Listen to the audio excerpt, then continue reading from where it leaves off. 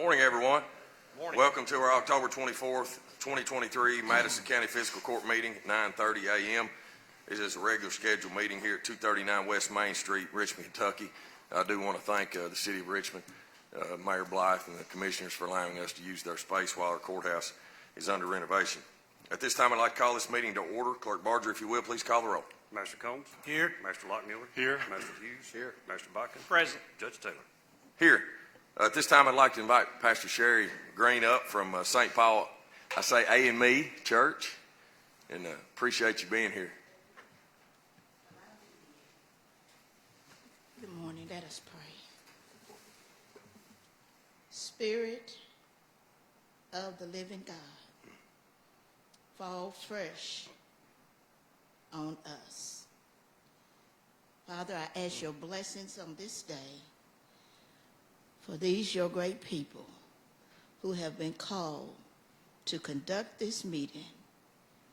And Father God, bless those who are in attendance. I ask you to bring to all of our remembrance that we sometimes overlook things due to the business of this world.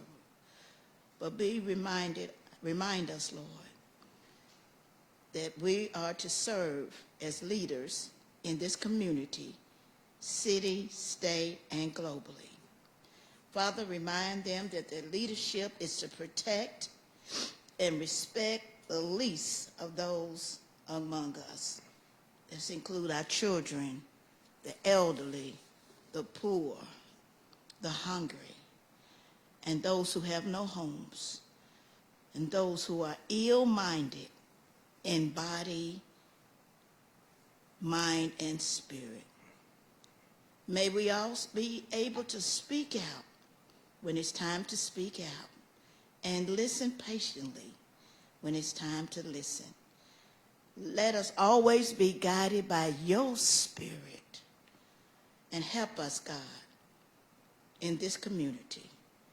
This we ask in your darling Son, Jesus' name, the name above all names, the name that every knee will bow and every tongue will confess that you are Lord. In your name I pray. Amen and amen again. Amen. Amen. That's Thank you, beautiful. sister. That was beautiful.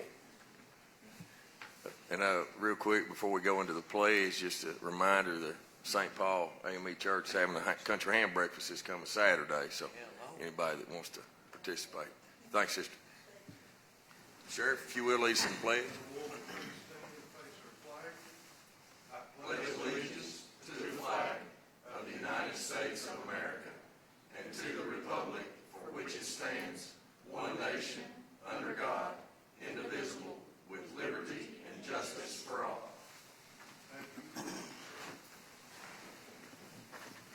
Thanks, Sheriff. Members of the court, y'all have had a chance to look over our previous meeting minutes. We do have two different minutes. We have a regular scheduled meeting on October the 10th. I need a motion and a second to approve. So moved. Second. Have a motion and a second. Any discussion? Hearing none, call the roll, please. Master Combs? Yes. Master Lockmiller? Yes. Master Hughes? Yes. Master Botkin? Yes. Judge Taylor? Yes, and now we have our October 17th. It was a special call meeting. I need a motion and a second to approve. So moved. Second. Motion and a second. Any discussion? Hearing none, call the roll. Master Combs? Yes. Master Lockmiller? Yes. Master Hughes? Yes. Master Botkin? Yes. Judge Taylor? Yes, thank you all. Next, our treasurer's report. We always do it on our fourth Tuesday meeting. Good morning, Sarah. Good morning. Good to have you. Good to see you. Thanks, you too. As of September 30th, 2023, our total fund balance was $37,409,905.59. Our general fund had revenues of 24.85% and expenditures of 10.9%. The road had revenues of 51.1%, expenditures 28.9%. Our jail fund had revenues of 32.4% and expenditures 25.4%. LGEA revenues were 26.4%, expenditures 1.8%. CSEP fund had revenues of 4.9% and expenditures 11.3%. 911 had revenues of 41.8% and expenditures 22.7%. And our health fund had revenues at 14.7, expenditures at 10.3%. All right. Thank you, Sarah, for the update. Any questions, court members? All right. Thank you. Appreciate it.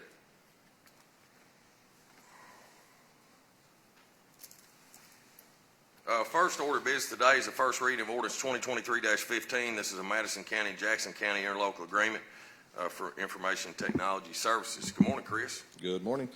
An ordinance relating to an interlocal agreement between Madison County Fiscal Court and the Jackson County Fiscal Court for the use of the Kentucky County's government cloud. Whereas the Madison County Fiscal Court desires to offer data center services to Kentucky counties to promote regionalism by providing secure, reliable, and cost-effective data center access. And whereas the intention of the Madison County Fiscal Court is to provide data center services known as the Kentucky County's government cloud.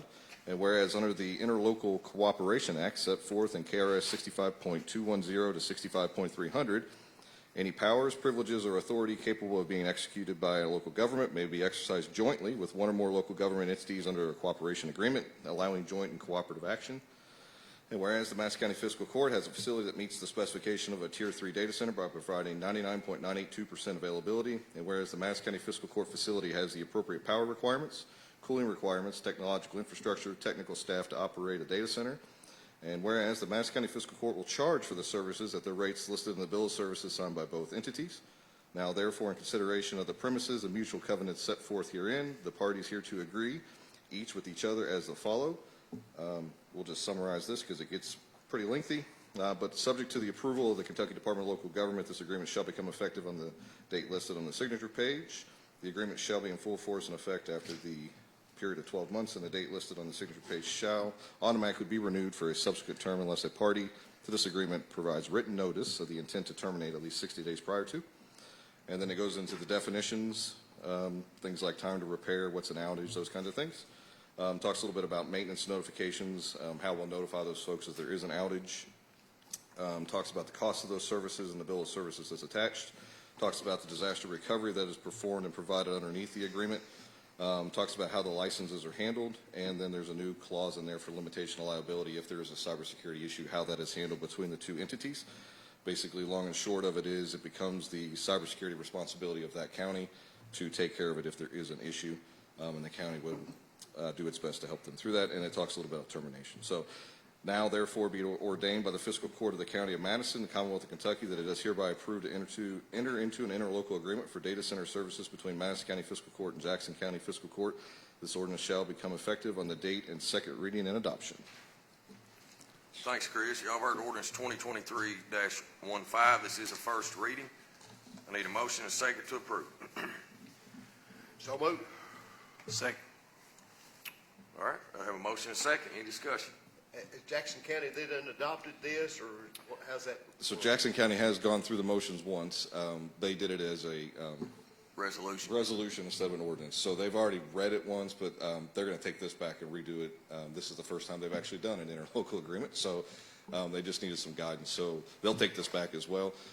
This actually has grown from the state's Homeland Security Cyber Security Grant that comes every year. There's a few $1 million that is posted.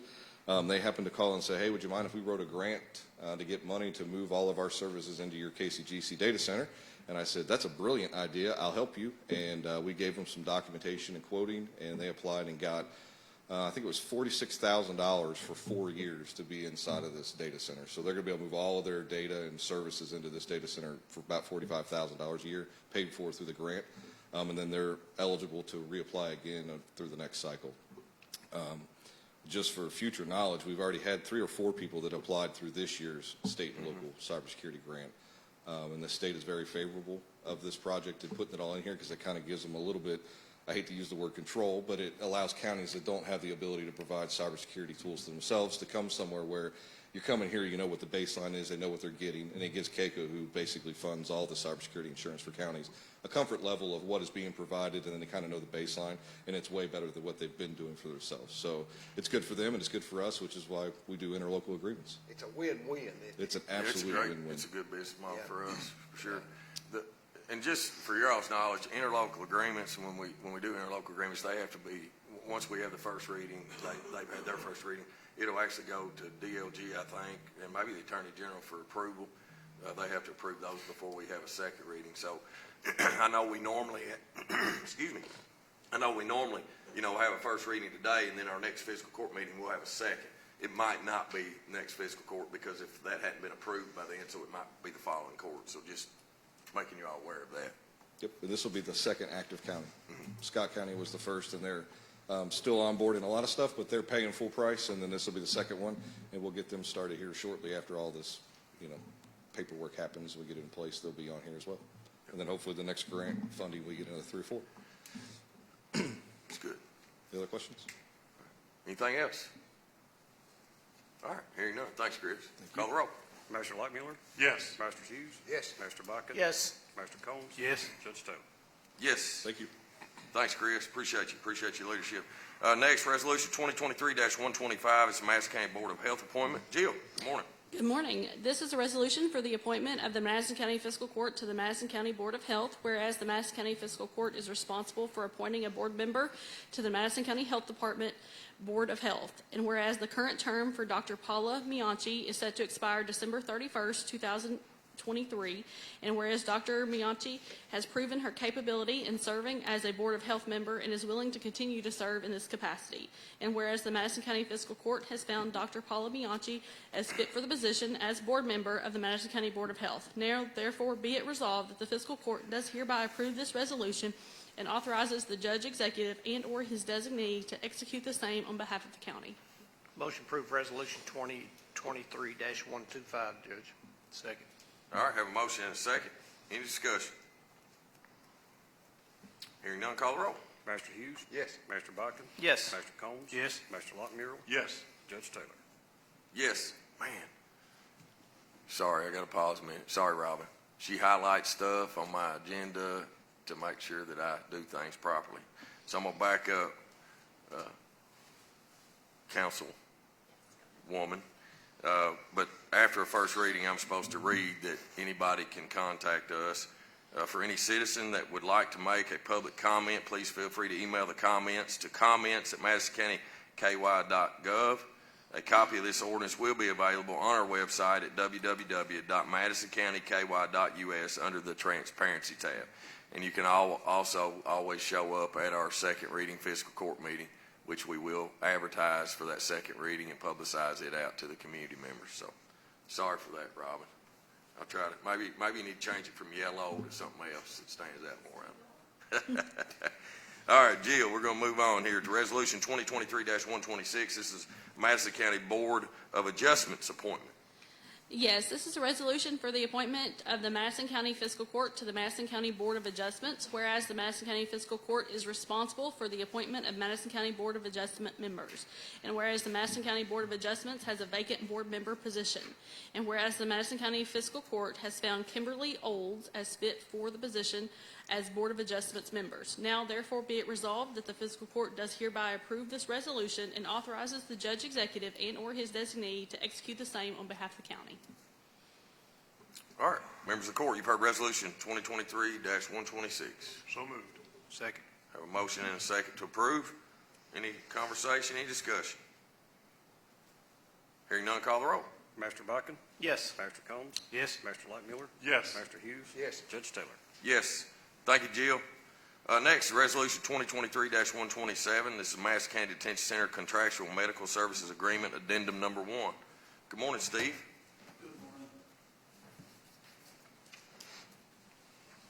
I'm going to read this slowly as best I can, and then we can talk. All right. Whereas the Madison County Detention Center in West Kentucky Correctional Health Care, hereinafter referred to as WKCH, entered into a one-year contractual medical services agreement per Resolution 2022-40 that was passed on March 22, 2022. And whereas Madison County Detention Center in West Kentucky Correctional Health agreed to extend the contract for 1 year beginning April 1, 2023 and continuing through March 31, 2024. And whereas WKCH, and they have actually changed their name in the interim to CCC, Comprehensive Correctional Care. is proposing an addendum to the contractual medical services agreement referenced above to increase the nursing hours at the detention center from 12 hours a day, 84 hours a week, to 24 hours a day, 168 hours a week. Whereas 3C is requesting Addendum 1 to go into effect November 1, 2023, which will result in a minimum total increase of $166,700 from November 1 through March 31, which March 31 is our annual contractual period, and a maximum yearly total increase of $400,080. Whereas 3C and the detention center agree to the terms and conditions set forth in Addendum 1 with all other terms and conditions of the contractual medical services agreement to remain the same, which is hereby attached to this resolution. Now therefore it be resolved that the Madison County Fiscal Court does hereby approve the resolution and authorizes the Judge Executive to negotiate and execute contracts on behalf of the county. All right, thank you, Steve. Y'all heard Resolution 2023-127. Do I have a motion and a second to approve?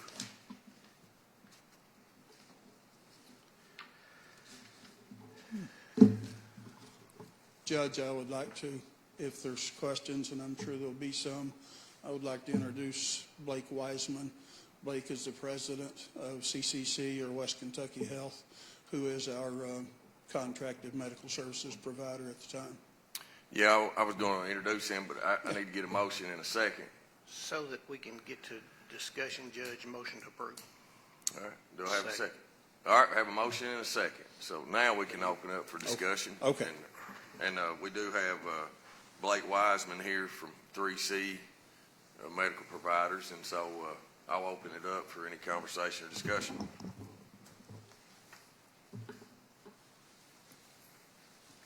Judge, and I would like to just make the point that although we're, and when Blake will explain the insurance issues that are at hand and that have precipitated and why we're here today, that my intention is to prolong this with a 24-hour service only through the end of the existing contract period, which will get us to March. This will give me time to evaluate every possible option for health care at the jail. And it'll also give me the opportunity to evaluate 24-hour coverage at the jail, which seems to be the going trend throughout the state. Most of the bigger, higher volume jails, which we are certainly a high volume jail, that we're intaking over 300 inmates a month, are going to 24-hour contracted medical services. It's a trend throughout the state. I want to evaluate it, and if with this 5-month period, I would have some data to actually look at and then bring back to you at the end of the contract period my recommendations of how to move forward. Any questions? Is this something that, this change that's taking place, is that something that's mandated somewhere that we have to go to 24-hour? Absolutely not. It's based mostly on our insurance issue, or their insurance issues. And I'm sure we probably have some liability issues and maybe some advice from CAECO as we go forward. I would like to speak to you and them. It's almost all insurance driven, Brian, as I understand it. And then Blake can tell you what their insurance is telling them and why we're actually here today. Blake, if you don't mind, how many? I'm sure we're not the only. Yeah. I'm sure we're not the only detention center in the Commonwealth that y'all provide service to. That's correct. Currently, we have 36 facilities across the state, and we are the biggest provider for inmate health care across the state of Kentucky as we speak today. How many of those institutions or detention centers have 24-hour? I would say probably it's a 60-40 split, so 60% of them, and it all depends on inmate population. Mm-hmm. I'd say somewhere around 60-40. And not only does it depend on inmate population, it also depends on the turnaround in the jail. I will tell you, Madison County has a lot of intakes every month, and you'll have a very sick population that comes into this facility. And so internally, we've been having the conversations for several months about Madison County needing 24-hour service internally, not with the jail. And then the conversations have arose here in the last month or so. And, but to answer your question, it's probably a 60-40 split. And it usually splits somewhere around the 400 inmates for sure. If you have 400 inmates, it's usually going to 24-hour medical. And then we probably, anywhere from 300 to 400 inmates, you've got a 50-50 split on if they're 24 or 12-hour.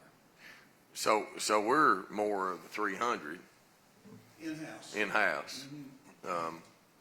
So we won't worry about the ones that we send out, because we're just talking about the contract with you all is based off of in-house Yes, sir. individuals. Yes, sir.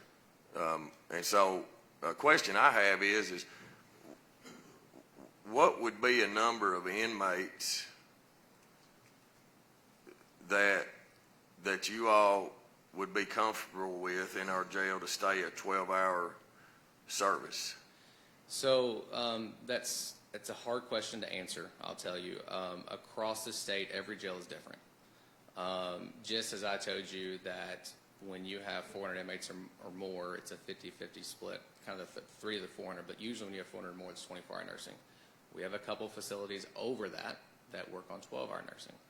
It all has to do with the facility, the workflow of the facility, the inmates, and the turnaround of intakes.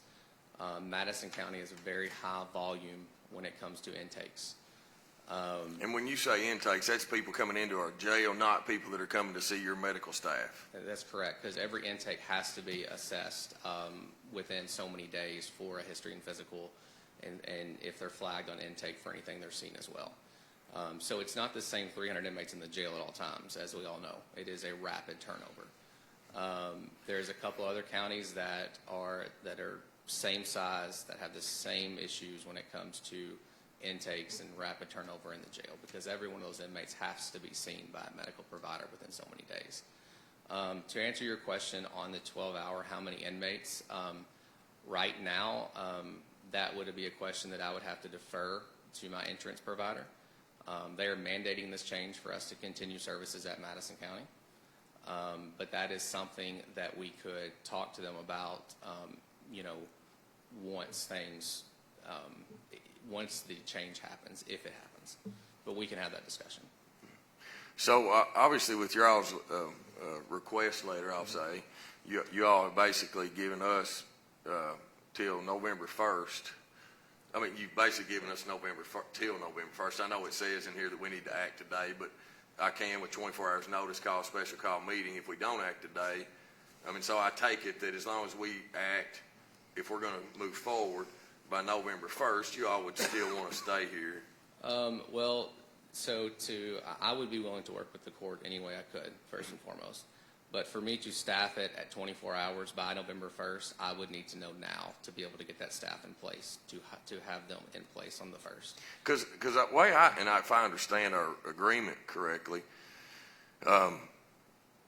we somewhat, have 24-hour service now, because we have kind of what I would call telehealth, I guess, right? We have access to 24 hours a day medical individuals that work for you all, I assume. Is that correct? Yes, sir. You have a 24-hour provider line that when the nursing staff is no longer there, if the facility has a question about something, they have to call that number. If there is something that happens in the facility and they don't call the number, obviously we can't do nothing about that.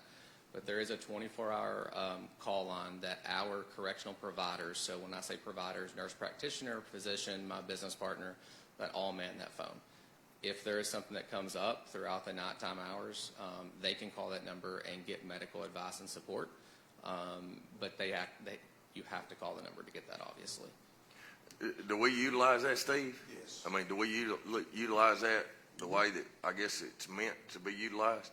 We utilize it for anything that comes up that's just out of the norm, because obviously we don't have anyone with any medical expertise, and I don't want them to even pretend that they can diagnose anything. Call. If there's a question, call. Okay. Is there special qualifications for these medical people that work in jails other than just being a trained nurse? No, sir. Really, it's up to the county on some of it, but as long as we have a LPN, RN, and in some case paramedics as well, we can use that personnel. Some jails are okay with using EMTs as well to help cover some of those hours. As a company, we're okay with all the above. I mean, obviously, there is certain things that nurses can do that paramedics and EMTs can't do. And there's certain things that we would change in our policies and stuff like that. But, normally we use LPNs and RNs mainly. We have some jails that use paramedics. We have some paramedics that work in this facility. But if there was any other medical personnel that y'all would want to use, we would obviously need to talk through that. I've got a question, because this is new information and new Yes, sir. stuff for me from the standpoint of hearing about this. But this November 1st date, what is so important about November 1st? So my insurance has given me until November 1st to rectify this to 24-hour coverage. And if it is not, if we do not have 24-hour coverage in place by the 1st, then we will have to submit a 60-day notice to terminate our contract, which would end on December 31st. I mean, that's not even good business practice to come to a court and give them 7 days. So who's your insurance company, and when did they notify you? So this conversation has been going on with our insurance probably a couple months, asking some questions and so forth. I think the first time I talked to the jailer about it, maybe early September, I think, was just a conversation. And then we started getting more and more conversations from our insurance company, and here we are today. Well, I'm not trying to, point fingers or anything. I'm just trying to say, to come to a court, and obviously you have to, Yes, sir. and give us a week to make a decision like this without us really being able to absorb what's going on, how it's going on, what the future's going to be. I'd have a tough time voting for it, but yet on the other hand, I don't want to put anybody at risk or cause any issues when it comes to a medical situation. Sorry to interrupt, but That's fine. I can tell you, I don't want to be here as much as y'all don't want me here. We started our business about 4 years ago, and we have every jail that we've ever started. We have never lost a facility. And I'm proud of that. We provide excellent customer service. I value our relationship with the jail, with the jailer and the staff. So I don't want to be here any more than y'all want to see me here. But with that being said, I can only do so much, and y'all require me to have insurance for this facility. I have to have insurance for this facility. I mean, you're just one entity in this situation. Yes. I'd be remiss if I didn't say it, but Steve, I'm a little disappointed that we're hearing about it right now when it was brought up in September. It was not brought to this particular issue. It was simply discussed as a possibility. It did not become an absolute issue until a week or two ago. Well, I found out about it Friday.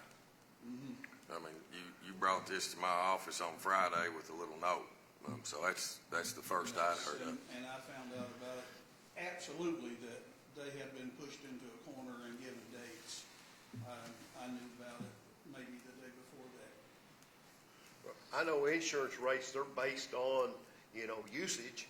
And have we had an increase in, has your insurance demands, have you seen a trend upwards that's caused the insurance company to put you under notice?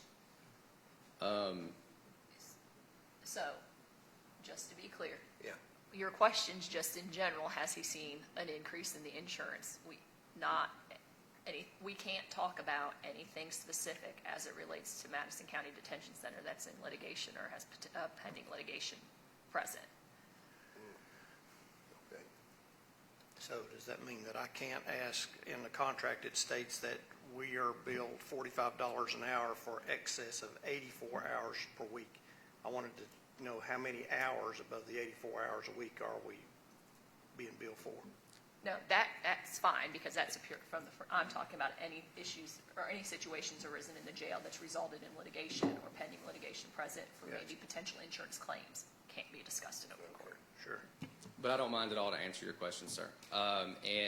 So I don't know the exact number that has been billed, but I can tell you by going to this model that should cut down substantially or completely go away.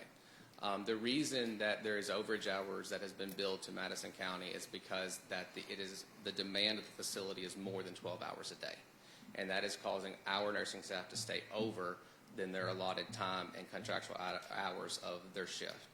By going to this model, not only will that cut down, but we hope to see a decrease of certain medical events that happen because our nurses can actually do the intake of the inmates coming into the facility.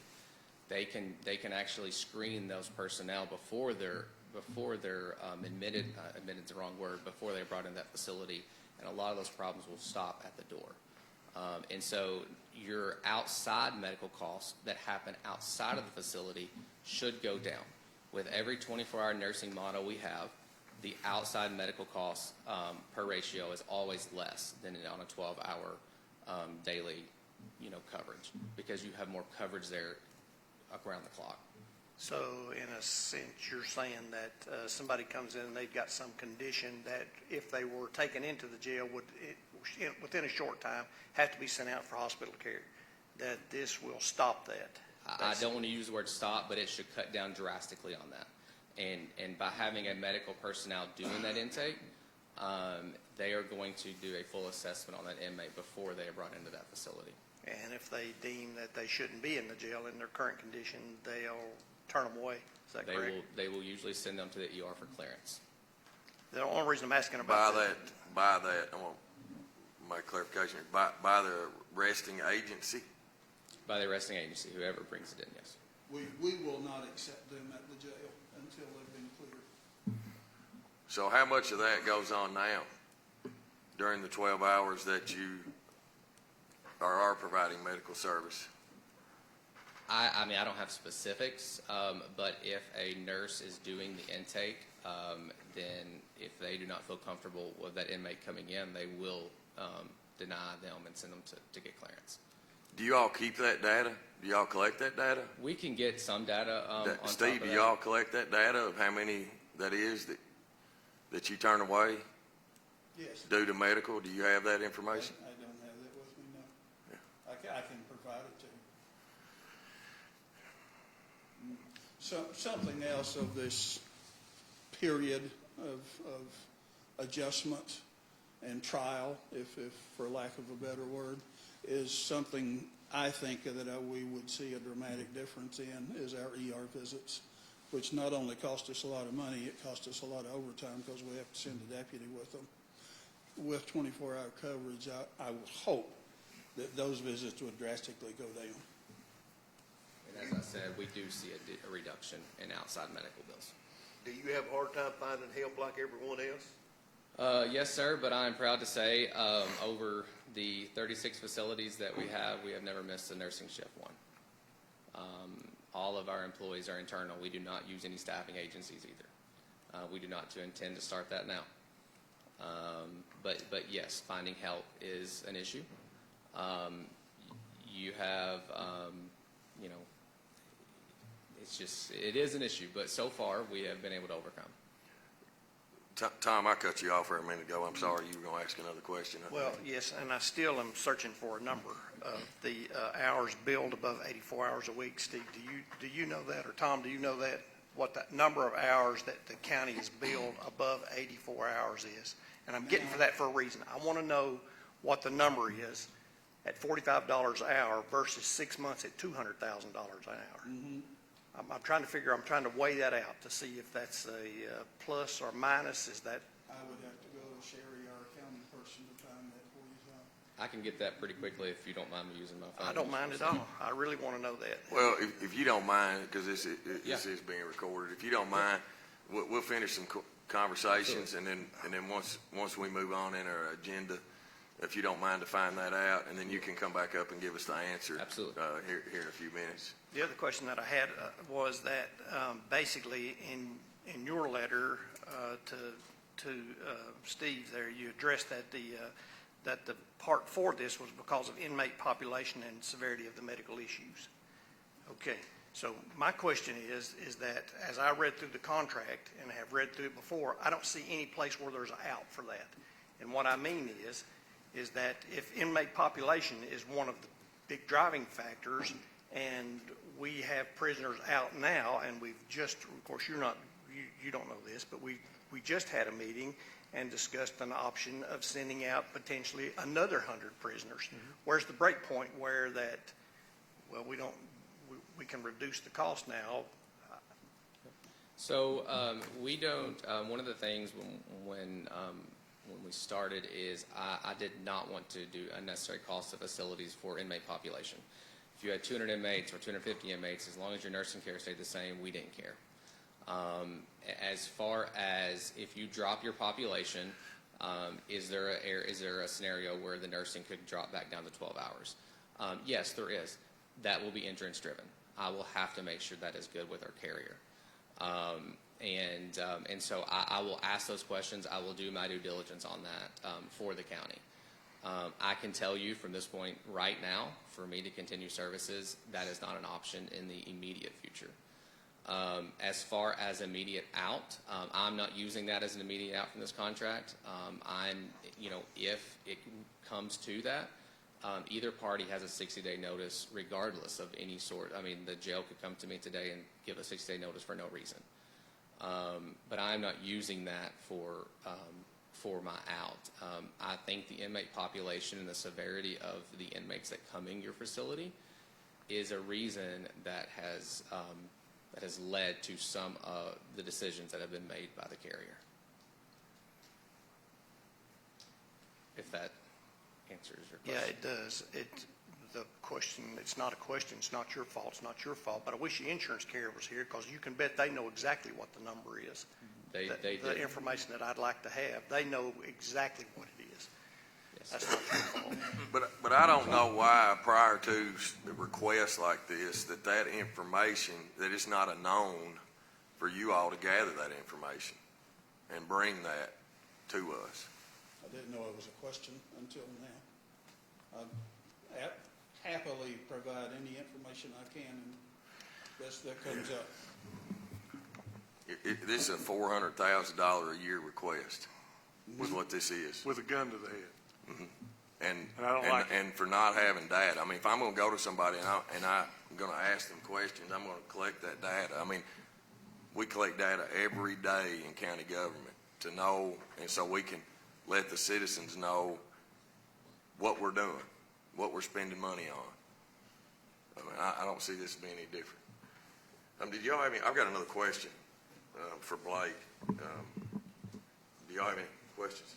I don't want to just keep talking here. I mean, I think he answered mine. I mean. Okay. So I have one. How many jails out of the 36 do you all have right now that would be equivalent to Madison County? Do y'all have a bullet count? I'm thinking about population, because I don't know people's population in jail, but I know counties' populations and who's kind of close to our population. So we probably, and I'll be more than happy to give you a list of our facilities, and I can get current ADP numbers to see where those stand, and they all change. I would say 300 inmates. That's probably, we're going to have 20 or so, roughly half, would probably be around the 300 to 400 mark. Yeah, and so of your 36 or of those 20, I mean, how many of them are you having this discussion with, or having these, I guess, issues with through your insurance company? And again, I'll go ahead and ask what my last question is if your answer is, well, none, or there's no other institution that's having these same problems, then I would like to know what are we doing wrong. Now, I don't want to put you on the spot, but I do want to know. I do want to know what we're doing wrong, because I mean I've been here for 8.5 years, and all the answer is always been, let's throw money at it. Let's throw money at it. We continue 8.5 years. It's like Groundhog's Day. We just throw money at it. This is taxpayer money, and we have to justify why we're doing it. I don't even think, Tom, when we started here 8.5 years ago, that we had medical in the jail. In 8.5 years, we have not had medical in the jail. Or 8.5 years ago, we didn't have medical in the jail. And all of a sudden, here we've evolved into, up to a $445,000 cost in our budget to now $845,000 a year. But it's taxpayer money. I'm not selling a bucket of paint that I can increase the cost of. We expect taxpayers to be able to give us revenue to where we can pay for these things. Well, we can't just keep throwing money at it. And I can't, if I raise property taxes 4%, it only brings in $140,000 a year. So I can't even come close to even covering this cost. And I completely understand. I'm a taxpayer as well in the state of Kentucky. And so when we started this business, we wanted to be as transparent as possible when it comes to running it. To answer your question, if I currently am having any other conversations with any other facility in the state, the answer is no. I'm not saying it's not going to happen. I do think the state will be moving to a complete 24-hour model in the next 3 to 5 years, completely. I think it'll be mandated, to be honest with you. Mental health and OUD and MAT issues are rising, and it's going to be pushed to where it's going to have to be done, in my opinion. As far as other conversations, like I said, not currently, no. And I think there was another part of your question, and I don't know if I answered that one. Well, I asked. Why? Okay, I can't to put my finger on exactly why. I mean, I cannot do that. I can tell you that the inmates that come through this facility is we have a couple of facilities that are the same way. They unfortunately do have 24-hour nursing. They're very sick. Drugs is a major issue, and it is getting worse. And so we see that being a trend. And for us to provide the best care possible, we have to go to this if we're your medical provider. But to put a finger on why, I can't say why. I know the turnover in your facility is very high. There's a lot of intakes. I apologize. I can't put my finger on the exact reason. I can just tell you what we deal with on a weekly basis. Well, where I was going with that question a little bit is comparing us to other counties. I think of a Bully, right? Bullitt's on I-65. We're on I-75. That one comes up all the time.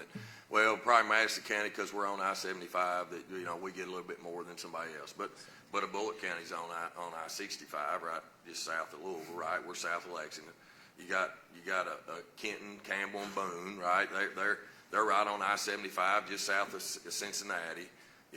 Warren County is on I-65, just north of Nashville. What makes us be the outlier in this, and this is the facts and the data that I would like to know, because if we have a problem in Madison County, then we need to work on finding the solution to the problem and not just throwing money at it. Completely understand. Because anytime you all make a decision in our jail, it's not only you're liable, we're liable too. And when you all make a wrong decision, or your medical staff makes a wrong decision, I'm not coming to you saying you need to cut your price of what you're charging us, because you've just cost us and our liability, because we got brought into a lawsuit, right? I'm not disagreeing with anything you're saying. I will say a couple of counties you did mention, Warren being one of them. Hardin is on I-65 as well, and we have both of those facilities. I will tell you, their staffing, they're bigger than y'all. Hardin County may not be as too much bigger, but it's close. Their staffing models are very robust, 24 hours plus with support staff. So just to compare you to somebody that's on that corridor. But I understand exactly where you are coming from. I understand it 100%. We want to continue to doing business with your facility in your county. Please do not hold it against my company or me personally, but I have been backed into a corner here. My calculations, this is about $100 an hour. Am I far I'd have to do the math roughly, but it's approximately, I mean, it's going to be approximately double the price to go to that 24-hour coverage. And I will tell you, part of that price did include premium increases that were going to be discussed in the spring anyways when it came to insurance. So that it may be just a little bit off, but that does include that. And I would be okay if the jailer said this is a Band-Aid and through the end of the contract, so he can look at options. Perfectly understand. I understand that completely. But if we want to work out something where there would not be, if you chose to do or continue with us in the future, that there would be no increase at the end of that contract, because I did account for that premium increase. I figured it, Billy Ray, to that question at about $430,000 at the number at $45 an hour. Trying to count hours to see basically how we figured it out. That's the main reason I want to know how many hours above the 84 were being billed at 45. When I sat down, I can get that to you. You take, Yeah, another thing that seems odd, I don't mean to shortchange it here, another thing that seems odd in it, and this is just a thought that I keep throwing out here, but it's because of our intake, it's because of the kind of prisoners that we're getting. At the same point in time, I'm not sure what it means to us, because we had just 2 years ago, we were looking at probably a 85+% recidivism rate. Not too long ago, that number we were told was in the 60s. So what does that mean? If our recidivism rate, we're not getting the same prisoners over and over, that number's going down. Where's the people coming from? that's an Is this interesting a metric, new? that intake. What do you call, is that velocity or is that turnover? That's a different number that, you got 300 in there, but how many of them are new? That's a different metric. A little over 300 a month that we are actually intaking new inmates. So it's almost you turning over Almost turning over our entire population every month. every month. That's an interesting factor right there. And how would we compare to others? Which gives us that many new patients. Yeah. Theoretically. I mean, that's a lot. That's a big that's a fast turnover rate. And just so you understand, just to make sure you understand kind of the process, I mean, there's two things that have to happen in a jail on the medical side. Well, more than two, but two that happen every day. It's med pass and sick call. You have 2 med passes a day, and you have sick call every day. And then by throwing on the intakes on top of that, you have 300 intakes that you have to do history and physicals on within a certain time frame to get that done. And so it is a lot on the nursing staff. And, I don't come just, from my level. I talk to our staff. I talk very diligently with them and ask them, certain questions and stuff. And it is a lot of work on their plate. They spend a lot of the morning catching up, trying to figure out what went on the night before when they weren't there. Do we keep a difference in the state inmates that we house on a regular basis versus our county inmates? I mean, do we keep up with? Medically speaking, Uh-huh. I don't know the answer to that. But because again, if state inmates that we're housing in our facility, if medical for them is costing, I don't know, in a month's time, let's say it's costing us, or it's cost us a day. Let's say it's costing us $50 a day for medical for those individuals, but the state is only reimbursing us back $35, then why? We're losing money right, just on medical. So why are we housing state inmates? That's I mean, the DOC needs to come, the state needs to come get the inmates. I mean, those are the kind of things that I want us to dive into. And there's some, and I couldn't quote you exactly, Reagan, but there's billing options for a state inmate. When we have costs for a state inmate, Siri does actually bill the state for that. I know when we send an inmate to the hospital, it's very important that we know if it's a state or county inmate because of the billing process. Very important. How much of that intake is state inmates versus county? I couldn't tell you that, Brian, without crunching some numbers and getting back to you. I mean, it just sounds like, Would you have a reasonable guess? yeah. Yeah, Tom, you need to come to the microphone. Nobody will be able to hear you.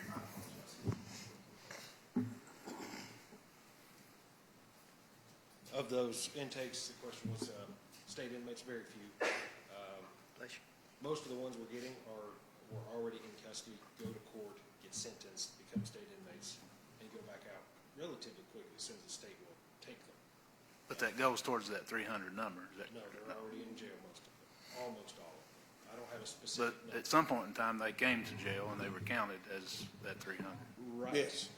They'll go across to circuit court as a county inmate and come back as a state inmate. It's as soon as they're adjudicated. Typical number for us right now is 50 to 60 of our 300 inmates are state inmates. But their average stay is not like 2 days. No, it's I think 121 the last I looked. But I'm saying, though, the state don't come and get them within like 2 days. If we said we don't want to have state inmates, I mean, it's counterproductive, really. I mean, right, we got 50 or 60 state inmates that they're paying us $35 a day for, and we're sending out, plus transportation, those same 50 or 60 inmates paying $35. Right? I mean, it's costing us to house state inmates. And so the Department of Corrections doesn't just come and get them that same day or even the next day. I mean, they're there for a week, 2 weeks, 3 weeks, 4 weeks. It seems that the trend is monthly instead of daily or weekly. But we'll send out most of those state inmates. The only ones we actually keep with any regularity are level ones, the ones we're allowed to work in the community. The rest of them will be washed over a short period of time. They'll leave, and new people are sentenced from court to new felonies and new set of state inmates. All right. Any other questions? Well, right now on the table, I mean, we have a motion and a second to approve this resolution 2023-127. If it is not the pleasure of the court to approve it, then, I mean, then obviously. So that's the next discussion that we need to have, is that if we don't approve this, Steve, what's our options? What's our next option? We will, I'm sure, within a few days get issued a 60-day letter from our current medical provider. So then we've got until December 31 to find medical coverage. And from a state standpoint, what state law says is that we have 3 options when it comes to providing medical to individuals that are incarcerated. We can contract the service, which is what we do now. We can have in-house medical, or we can use a local facility. That's our 3 options. We have to provide medical. So, for instance, if we did not have a hospital, then that might be hard to do. Or if you didn't have a White House clinic, if you did not have a place that you could take individuals because they were sick or needed help. Jenny, would you have any idea what KCO might recommend? Obviously, it's a very... As far as one of the 3, or as far as whether or not you go to 24 hours? Either, or even some of the options the judge is talking about. Well, I mean, KCO's not going to come in and tell us what to do. I mean, they're going to tell you have to follow state law. So if KCO says, as the judge said, when state law says these are your 3 providers, they're just going to say you have to pick one or the other. I think Blake's probably correct. I think over time, the state's probably going to mandate 24-hour medical care. But that's not in front of us at this point in time. So, you know. Blake, I do have one other question. Yes, sir. So I've never understood, and I've never really gotten a good answer of why that when an individual is incarcerated, that their Medicaid health insurance is not valid. And, you know, if you research all these costs back, you know, these are unfunded mandates that get passed down to local governments, and not even just local governments, counties, because in the Commonwealth of Kentucky, the county is responsible for the jail. And we wouldn't even be having this conversation if your organization could bill Medicaid for services that you provide these individuals, which I'm assuming would probably be a little bit more profitable for you. It would sure help us as a county financially on something that is a black hole, right? It's a money pit. Taxpayers don't want to pay taxes that go towards that, right? I mean, they don't want to. We've already been through that once. And so what is do y'all have an advocacy team As part of your business model? I mean, do y'all advocate, and do you know the answer to that? Do you know why? Is that a state issue? Is it a federal issue? So it's broken, 100% broken. The DOC and Medicaid do not communicate, first and foremost. I've never seen why when a state inmate is taken to a county facility, they lose their Medicaid. To me, that's crazy, because as soon as they go to the ER one time, you are paying for that inmate to be in your facility all year. It is wrong. It is broken. It is like you said, it's on your shoulders to take care of. We have advocated as much as we can with our representatives, with the Jailers Association, with everybody that we have an ear for to do that. Because you're right, it would make life a lot easier, and it would make the financial burden of this so much different if Medicaid kept their coverage intact while they were housed inside the facility. Because at that point, all of your outside costs, your ER visits and everything is paid for. At this point, for Medicaid to kick in, they have to be admitted to the hospital for Medicaid to pay for those bills. If they go for observation or if they go to the ER, that's on the jail. We reprice it for the facility to Medicaid rate, but it's on the jail to pay. And so if it ever happened where they kept their Medicaid, then yes, it would help everybody. It is, the federal, if you have federal inmates, they do that. They keep their coverage while they're incarcerated. And so their medications are paid for by the feds. Any outside visit is paid for by the feds, and so forth. So federal inmates are completely different. They have it, quote unquote, right, I guess you would say. But state inmates, in my opinion, it's still broken. So is this a state issue, or is it a federal issue? From my understanding, it takes state legislation to change this. And then you mentioned the Jailers Association that you've talked to. What have they said? Have they advocated for that before, or have they really pushed it? Or the Jailers Association has their plate full right now with, from my understanding of, with the reimbursement for state inmates not getting the proper reimbursement and stuff. But no, from my conversations with jailers across the state, yes, this has been a topic that has been brought up many times. For it to change, legislation has to happen. But the first thing that needs to happen is the DOC and Medicaid need to communicate to each other. But DOC is in charge of state inmates, right? Right, yes. Well, obviously with the number we've got in our jail right now, 250 of them are county, so it just can't be state. It's got to be inclusive of all inmates that when you're incarcerated, that your Medicaid should work. Yeah. And if you have county inmates, I'm sure our team does this. I don't know if Sherry does this for y'all or if we do it for you. I'd have to ask my team about that. But catastrophic coverage, there is catastrophic coverage for your county inmates. If they go out and there is over $1,000 spent, then catastrophic coverage can be filed for and get reimbursed for that inmate, but nothing while they're incarcerated. So Sherry tracks every medical cost, and if it can be rebilled to some other agency, it is.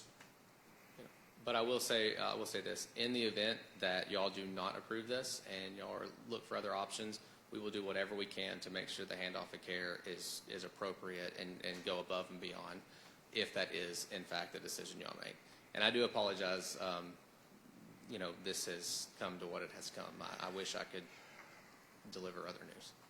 Thank you. Appreciate it. So Brian? the federal government says that Medicare applies. Medicaid. The state says it doesn't. As we as a county prisoners, can we say it does? I don't.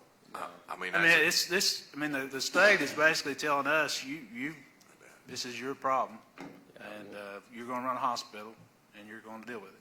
When an inmate gets admitted is the wrong word, but brought into a facility, I'm not sure how Medicaid finds out, but if that inmate has Medicaid, then they will terminate that coverage immediately upon entering that facility. If they have commercial insurance, usually it's about a 30-day window, and then it is terminated as well.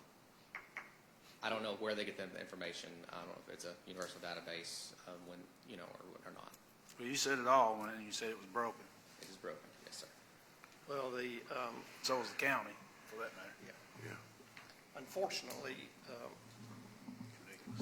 I'm not throwing this at you, but I do just want to say this, I'm not for this. I'll just tell you straight up, I ain't for this.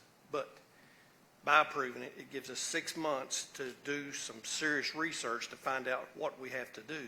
And one of those things is I still need to know a number from you if it went to a next contract where there's a break even to where you don't need a 24-hour coverage. If we only have 150 prisoners over there, whatever that number is, And you simply bill for the overage. we still have to know that. That's exactly right. So that's something that we're going to have. The other thing is that unfortunately, and I understand that it wasn't you, but for the most part, your insurance company has sent us a ransom letter. There's no difference. There's absolutely no difference. They sent us a letter saying you do this or else. I mean, it's the same thing. That's called ransom.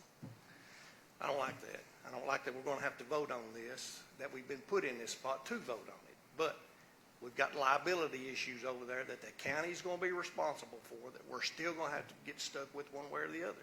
So we've got 6 months to figure this out, basically. We could shut the jail down. We don't have to do anything. We got 6 months to figure that out. We could. We're I still. mean, it's getting to that threshold to a point where, I mean, we might as well. Well, you actually got 2 months because of 60-day notice. If we figured out something, we got 60 days. So it ain't even 60. You got, Till the end of the year.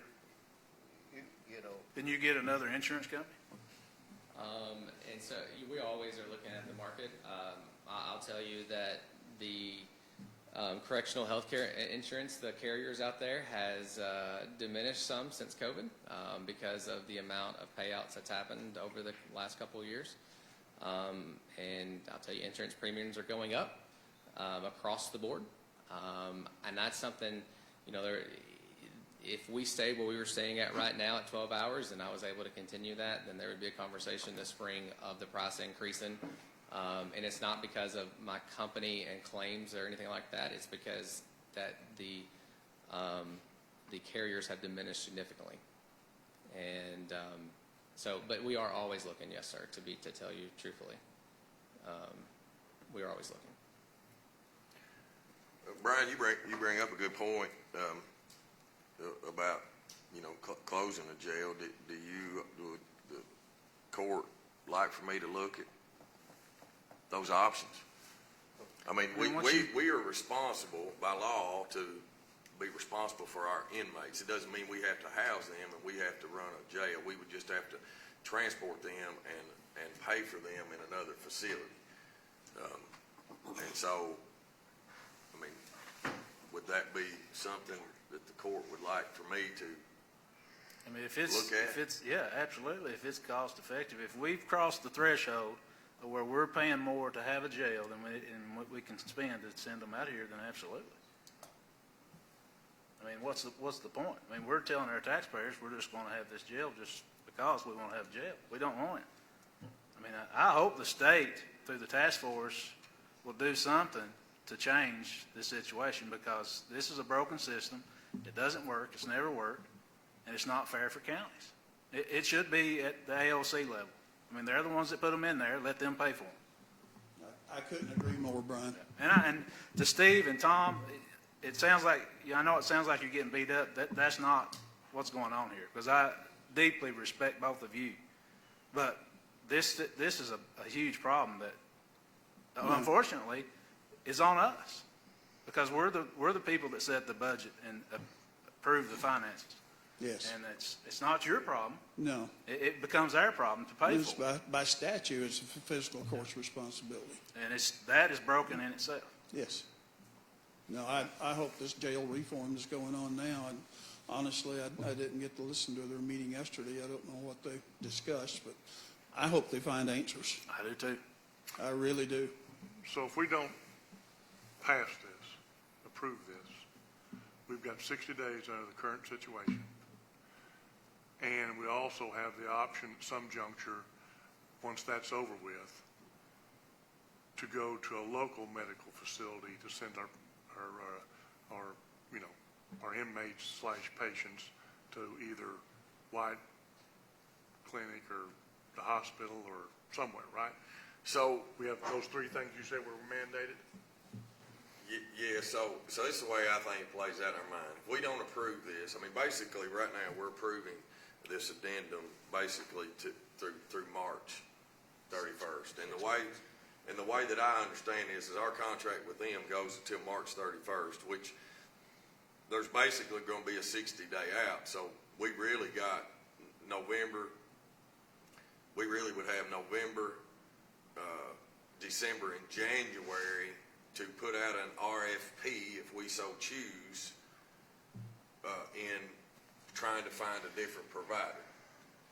And in that, we could write the RFP to where we see if there's a local institution that would want to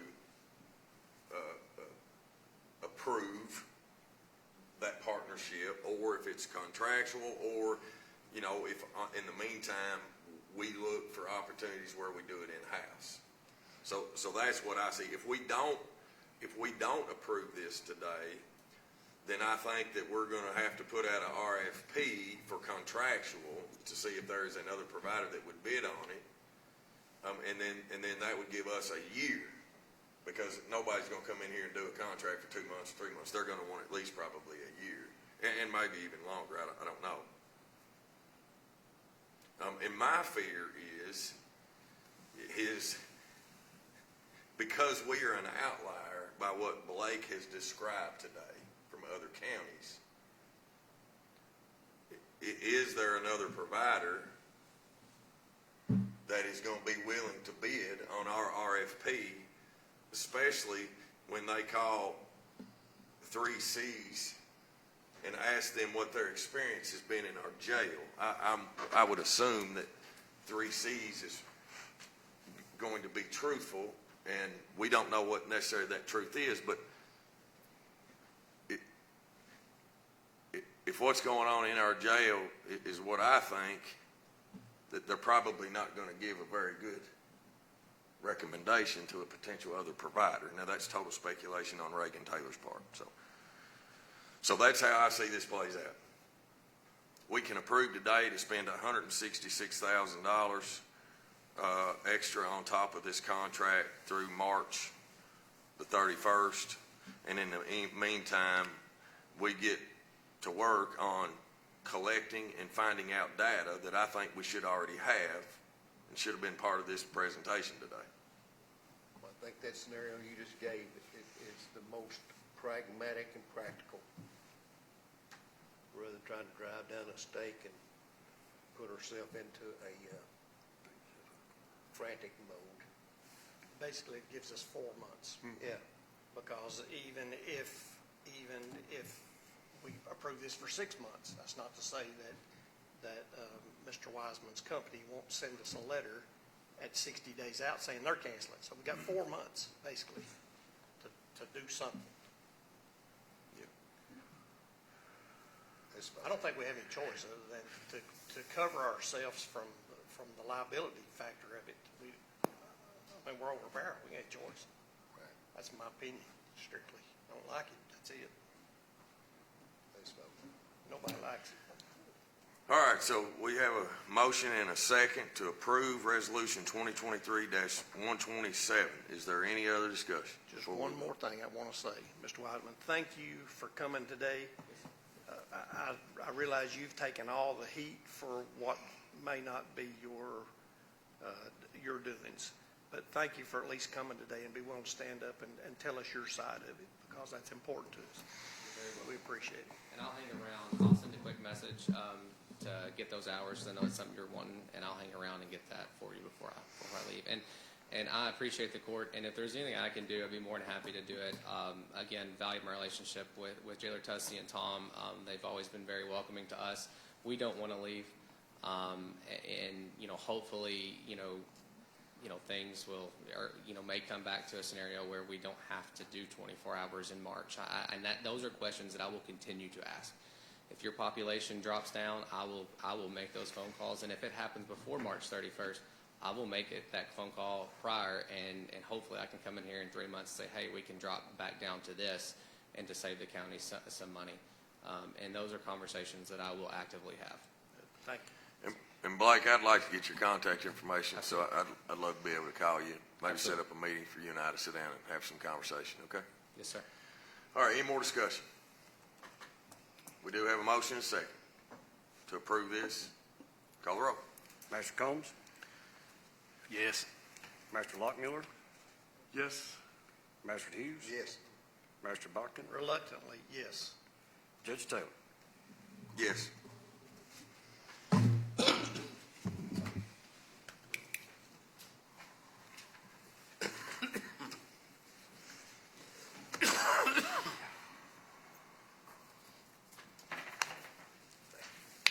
Judge, I got a question.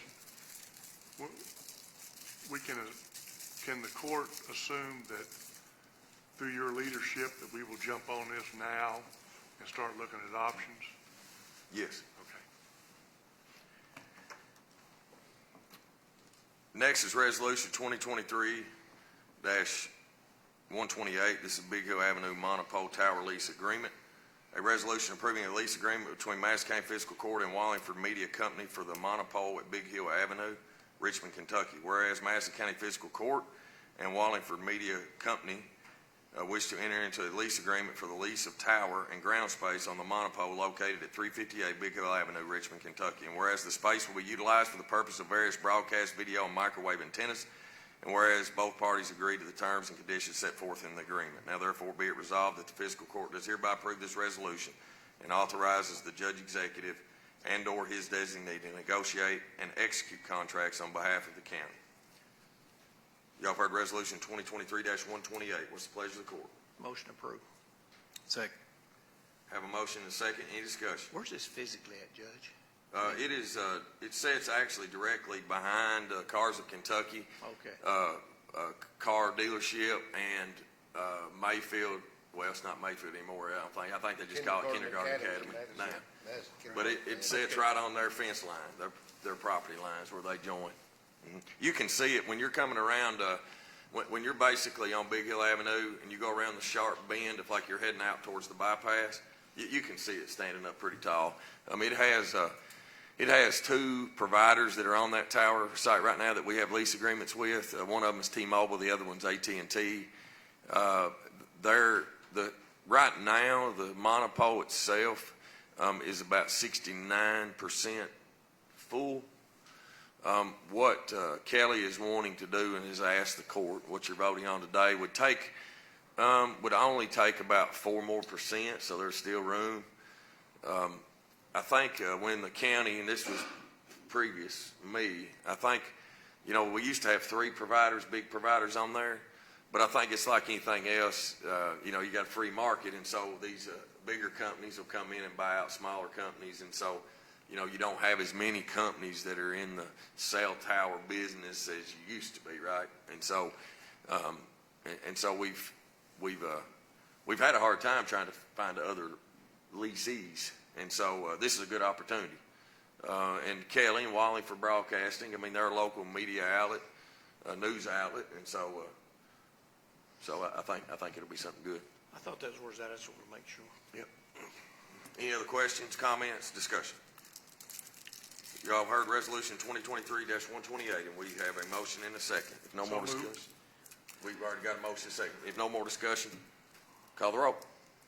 Master Lockmiller? Yes. Master Hughes? Yes. Master Bachman? Yes. Master Combs? Yes. Judge Taylor? Yes, thank you. Next, personnel. Morgan, good morning. Good morning. I would just like to propose the approval of all personnel changes and hiring recommendations included in your court packets. Make a motion. We have a motion, we have a second. Any discussion? The only thing I want to say is it's good to see that we're getting some full-time people in the road department. Absolutely. I know we've been, over 3 years, still not, we're still probably not fully staffed, are we? No, we're not. Yeah. I think we've had a full-time hire at the past 3 or 4 courts now, so that's great. Yeah. And then we're also picking up a few seasonal employees, which is great for the snow For routes, snow which is routes, yeah. really where we need a lot of people right now. Yeah. So. All right, we have a motion and a second to approve Morgan's recommendation. Hearing no more discussion, call the roll. Master Hughes? Yes. Master Bachman? Yes. Master Combs? Yes. Master Lockmiller? Yes. Judge Taylor? Yes. Morgan, sorry, go ahead. You're good. Employee spotlight, sorry. Yeah, employee spotlight. So today's feature is Ben Hall. Ben Hall is a lieutenant in our fire department. He's been with the county for about 4 years. He provides, I recall his lieutenant interview, and I didn't sit on that panel, but Jill did. And she came to my office, and she was just totally taken aback by some of the commentary he had about ideas around recruitment and retention in the fire department. And we've used some of those ideas to implement in our organization. So kudos to him. He does a great job. He's a great leader in our department, and this is what was said about him.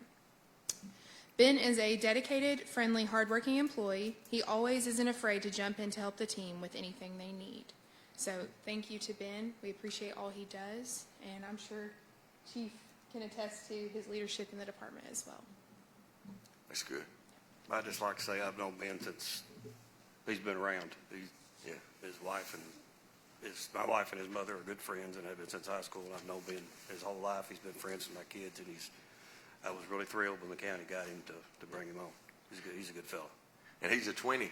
He is, Yep, yeah. he's a twin. Yep. Yeah, he's a twin. Yeah. Now, the other one probably might not say those things about him. That's funny. Yeah, thank you. Thank you, Morgan. Hey, and Morgan, real quick on this, and I can't remember if I mentioned this to you or not. I thought about this last court meeting about the employee spotlight. Mm-hmm. Could we print out just copies for the fiscal court members when we do these employee spotlights so that they can have a name with a face? Mm-hmm. Absolutely. I think it might be beneficial for them just to see. That's the whole point of it, is getting us as elected officials and to kind of knowing who our team members are. It'd be better just to put it in our packet. That way, Yeah, Could. I'll give it Way to you Robin, don't and have she to- can add it to Yeah, the so you packet. can put it print back. it out. Yeah. Yeah, just don't tell them in advance. Don't spoil it. There Because you go. most of the time, 'Cause they I don't try know. to be really secretive about it, and most people don't know they're being featured. Obviously, you all saw Bert's reaction. He had no clue, so Yeah. try to keep it that way. Yeah, just make sure you tell us what not to do. Cause Thank you. Thank you. Appreciate it. Next is judge's report. We've got quite a few announcements. We've got a lot going on in the community. First and foremost, I want to give a citizen shout out to Jimmy Cotton. And I try to do this when citizens act out of the normal and call and give us a compliment. I try to recognize them. A lot of times that we hear the bad and not the good, and so I like to recognize those that take the time out to kind of give us a attaboy. So citizen shout out to Jimmy Cotton for calling to thank the county and the Kentucky Department of Fish and Wildlife Resources for the improvements at Will Green Lake. He bragged about how good it looks. Jill will give an update here during department head comments here in a minute, just kind of give the court an update on where we're at with that. So thanks, Jimmy. Appreciate you taking the time out. I know Jimmy has fished out there for many, many, many years. Churchill's is hosting a holiday artisan market on Saturday, October 28th from 10 a.m. to 5 p.m. at 100 Churchill Drive in Berea. So Churchill Weavers. Enrich is hosting a fundraiser for Richmond's very own Great British Bake Off on Saturday, November the 4th from 2 p.m. to 4 p.m. The event is open to the public for competing and taste testing. Visit their Facebook page for more information.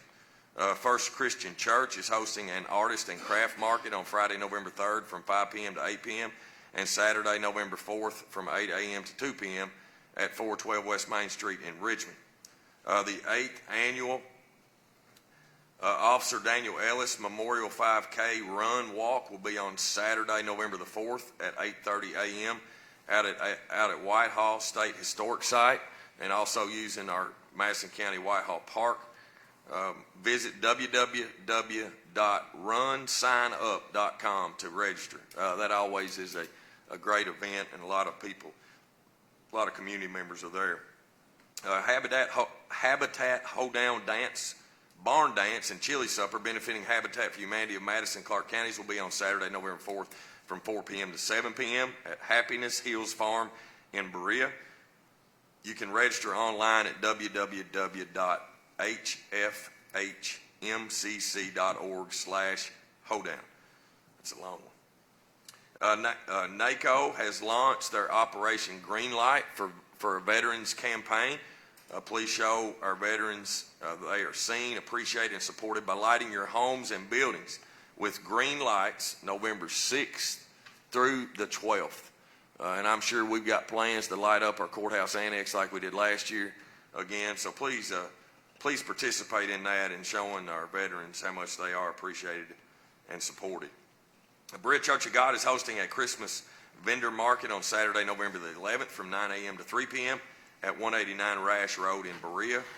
Kirksville Community Center is hosting a Christmas gathering on Saturday, November the 11th from 9 a.m. to 2 p.m. Visit their Facebook page for more information. The Farm City Banquet is on Monday, November 13th at 6 p.m. Tickets are on sale until November 7th. Contact the Madison County Cooperative Extension Office for more information. Don't forget to set your clocks back this coming weekend, or Saturday. No, it's not this coming weekend. It's November the 4th. Saturday evening, November the 4th. And then Madison County and its related offices will be closed Friday, November the 10th. In observation of Veterans Day, our offices will reopen on November the 13th on that Monday. That's the end of my report. Comments from magistrates. Brian. Judge, this jail situation is a difficult situation. We knew that getting into this, and each of us represent about 25,000 people, and I encourage every one of them to call your state representative and tell them to fix this jail problem, because they're putting it in the taxpayer's lap, and they're putting it on the taxpayer to pay for this. So call them and tell them that you want it fixed, and I encourage you to do it, all 25,000. I hope they get 25,000 calls. And other than that, Judge, I'm just glad to be here. Glad you're here, man. Good work. Steve. I want to back up what Brian just said. This is a time when citizens in the county can make a meaningful call. This situation is not going to go away. It's going to get worse. So call out your legislators and bring this and heighten this up so that it'll be a priority for our Commonwealth. And last but not least, I want to talk about the new technology that's going in our water lines. Starting yesterday in District 2, a partnership between the Emergency Management and the Chemical Stockpile Preparedness Program, installing new technology solution that can enhance water system capabilities and will improve first responder communication systems. If you need more information on this, you can go to www.mcuwater.com/fiber. And I want to thank Chris and Jill and other staff members for all the efforts they've done. And I also want to kudos out to Chief and the first responders, because they're involved. And I want citizens to know up there, this is something that's good. Have some patience, please. And there is water available. So if you have any challenges or issues, please have some patience. Give us a call. We'll get you what you need. This is not going to last very long, but it's a great thing for our county, and it's a great thing that we're able to provide. So, Chief, Jill, Chris, thank you all, and I'm finished, Judge. Just Thanks, happy Steve. to be here. Glad you're here. Do it right. You know, I attended that citizens meeting last night on the Bluegrass Army Depot and the feasibility studies that they've been doing on what's going to happen with that at the end of this D-mill project, and I'm very encouraged. You know, the Army's very interested in that facility out there, and so I think the future's very bright for the Bluegrass Army Depot going forward, and I'm just great opportunity there, and everyone should feel good about that the Army's they got a lot of big plans, big ideas for it. I'm excited too. I agree. Yeah, just to add to that, the majority of us attended that, and we can thank a lot of that directly to Senator McConnell's office, and which is also where that the push needs to be directed to help carry some of those ideas that they have over the line there as well. So we appreciate their self. To go along with Magistrate Lockmuller's comment and Brian about the legislators, one of our legislators is the co-chair of the jail task force up there, Josh. Bray. Yeah, thank you, Josh Gray. Bray. Josh Bray. And you can direct your comments straight to his office. No need in wasting those calls. Send them straight to his office and let them know what your feelings are about that. Judge, I'd like to take this opportunity, since November 11th is Veterans Day, and I can tell you of all of the holidays, and we have some dandy ones. Veterans Day is my favorite holiday, and we have some just outstanding veterans in Madison County, and you turn it any way you want to. But the fact of the matter is, we're all sitting here today because of those men and women, and we certainly appreciate that. I want to thank Chief. I appreciate you working with the folks that have the concerns about the sirens and their different issues, and I know that's taken of your time, but thank you for your time on that. Also want to thank Scott down at the road department, because I know he's been busy with those bridges, but yet he has taken time to ride around with me to look at some issues that folks are calling about, and I appreciate that. So outside of that, Judge, if anyone needs me, they can reach me at 200-9765. Thanks, Tom. Counselor, you good? Kenny? You're going to test my memory here. Hang on. I'm trying to get on my website, bring up, It's make sure I .gov. get the locations. It's .gov. Oh, no, not that. Oh. Polling locations. We're right here. This is my website, not the state's. This is a good one. Hey, gosh, look at that. I didn't want to get one wrong. So I realized this morning this is the last court meeting for election. Mm-hmm. So I figured I better say something about That's good. when we're going to vote, where we're going to vote. So the election days. Pull your mic over a little bit, Kenny, please. Election days, Thursday, Friday, Saturday for election. Those locations will be the Russell Acton Folk Center, Madison County Extension Office, Madison County Public Library. And that's Richmond's Madison County Public Library? Yes, that's Madison County Public Library, Richmond. The election day will be Russell Acton Folk Center, Berea Church of God, Madison County Extension Office, Ignite Academy North, Mule Barn at Arlington, Madison County Library, Richmond, East Side Community Church, and Whitehall Baptist Church. Just exactly like the primary. There's no changes from the primary. And the 6 days of early voting, excused early voting, or excused absentee voting, however they decide to call it, where you can walk in and vote if you're going to be out of town. That starts tomorrow and goes up to the 1st of November. Seem like the library gets overrun, The library does get overrun. and people yes. need to keep that in mind and go someplace They need to beside the go. library. They need to go somewhere else. Yeah. And I'm sorry, Ignite Academy is also early.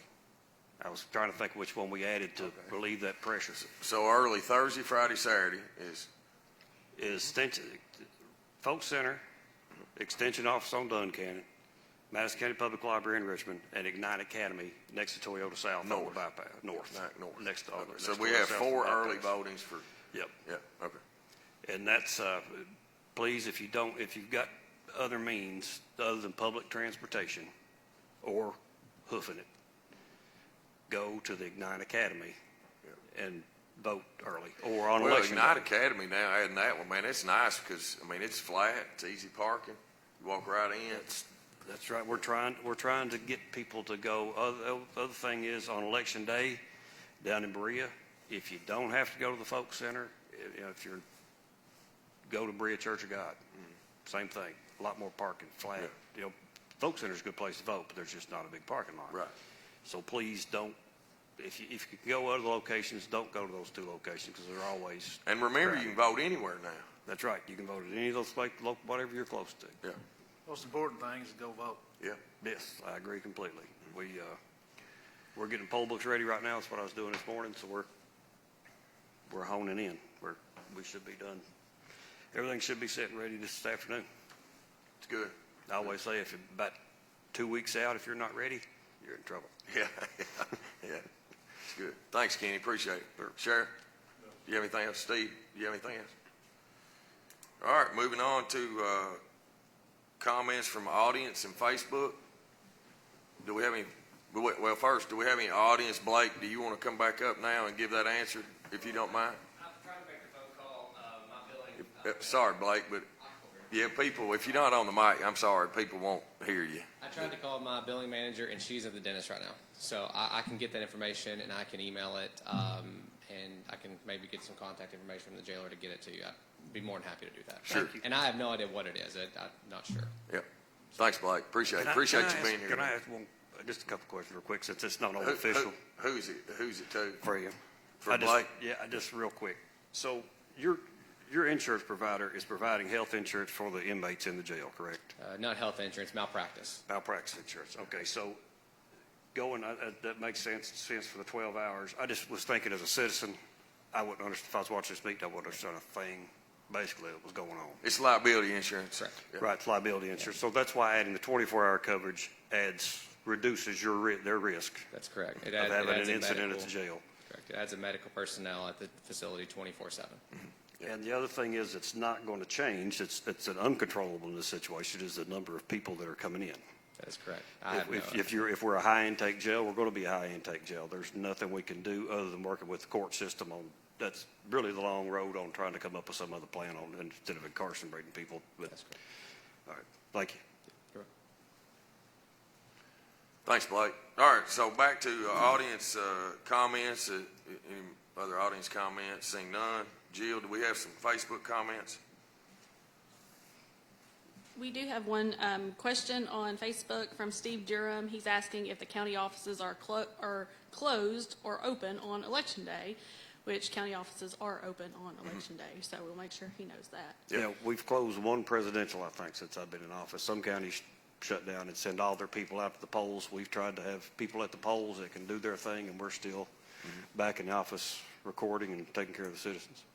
Yeah, we chose, since I've been here quite some time ago, to stay open on Election Day. Good question. Yeah, it is a good question. We are open on Election Day, but we will be closed on Veterans Day. Yeah. All right. Any other questions? So no other questions on Facebook. I did want to give an update because we've received several calls this week. Robin, bless her heart, has received a lot of calls because everybody is really excited about the progress out at Will Green Lake.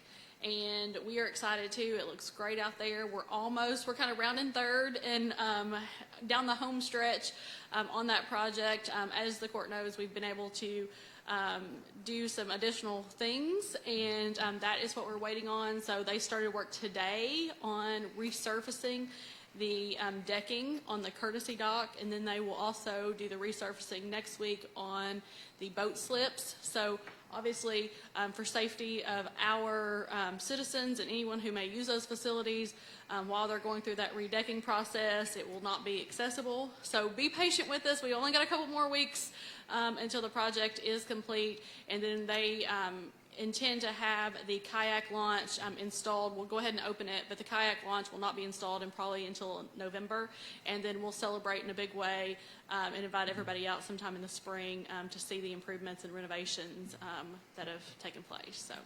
So is the lake currently closed? The lake is currently closed. There are still barriers up there.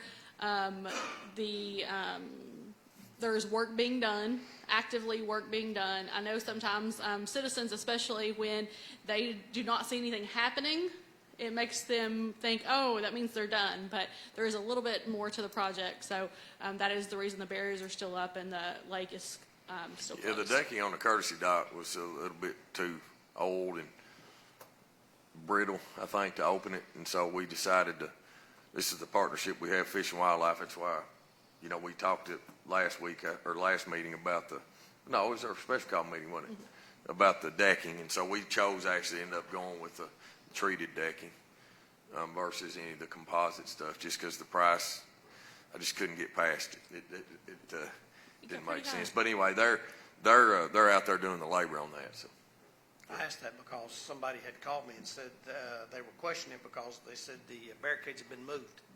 Well, I think what has happened many times is people go in to do work, the barricades are moved, and somebody kind of trails them or moves the barricades themselves. We actually witnessed that when we were out there meeting with the team about the decking and looking at the decking options, that citizens had just moved the barricades on their own. But the reason they're still up is because, obviously, until we get that decking finished, we want to make sure we keep all of our citizens safe if they're going to use the facilities. The lake is closed. Yeah, that's right. All right, thank you, Jill. Anything else? Any other audience, department heads? Everybody good? All right, I need a motion and a second to approve the claim, or pay the claims, approve the transfers. So moved. Second. Any discussion? Call the roll, please. Master Botkin? Yes. Master Combs? Yes. Master Lockmiller? Yes. Master Hughes? Yes. Judge Taylor? Yes, next fiscal court meeting will be November the 14th, 2023 in Berea. Again, that'll be November 14th, 2023 in Berea at 9:30 a.m. I need a motion and a second to adjourn. Second. Call the roll. Master Combs? Yes. Master Lockmuller? Yes. Master Hughes? Yes. Master Botkin? Yes. Judge Taylor? Yes. All right, thank y'all. Yeah, I do.